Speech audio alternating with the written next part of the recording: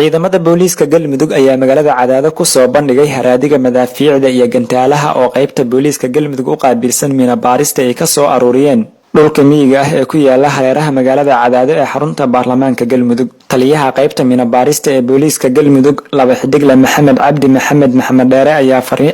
ayaa sharxaya goobaha ay haraadiga hubkan ka soo aruuriyeen. maalmahan la soo dhaafay intaba waxyaalahan aad u jeedaan halkan dhooban waxaan ka soo aruurinay magaalada daafaheeda iyo magaalada gudaheeda dad ayaa noo soo sheegay isugu jira booliis iyo shacab intaba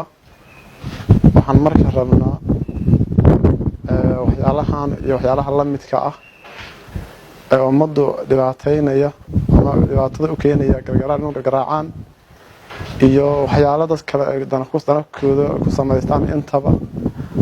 waxaan rabnaa inaan dadka laga wacdi geliyo deegaanka inay markii waxaan kala arkaan u soo sheegaan booliiska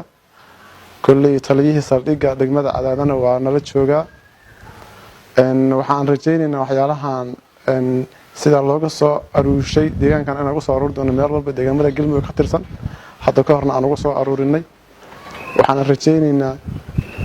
in waxyaalahan aysan qof Soomaaliyeed lagu dhibaateen asaguna ku dhibaatoobin mid aqoon u leh iyo mid aan aqoon u lahaynba. Taliyaha saldhigga booliiska degmada Cadaado Gaashaanle Xuseen Cumar Muumin ayaa waalidiinta uga digay inay caruurtooda ku ciyaaraan haraadiga hubka noocyadiisa kala duwan ee ka haray burburkii dawladda dhexe ee Soomaaliya. goobo qashin ayay sidaan ugu yaaleen ugu jireen waxaana ku jira waxyaalo khatar ah oo dadka deegaanka dib u keenaya waxaan u sheegaynaa waxaan u mahad celinaynaa dadkii ka soo digay oo soo sheegay waxyaalaha kan waa u mahad celinaynaa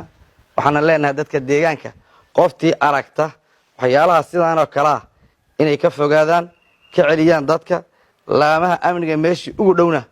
ay warbixinta keenaan waxyaalahan waa waxyaalaha haraadi ah oo madaafiicdii dalka ku baabaaday haraadigeeda ah oo waxyaalo